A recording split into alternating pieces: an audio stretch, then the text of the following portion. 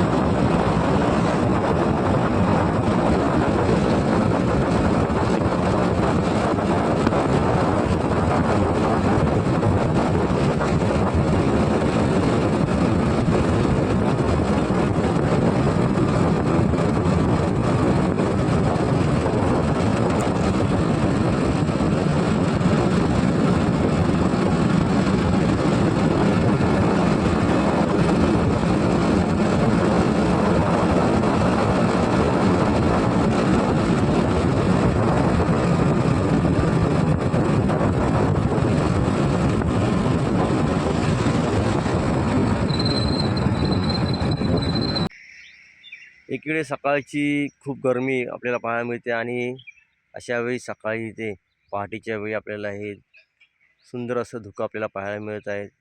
थंडगार हवा आहे आणि खरोखर हे वातावरण गार वातावरण आहे आणि या गार वातावरणात आपल्याला प्रवास करायला खूप मजा येत आहे.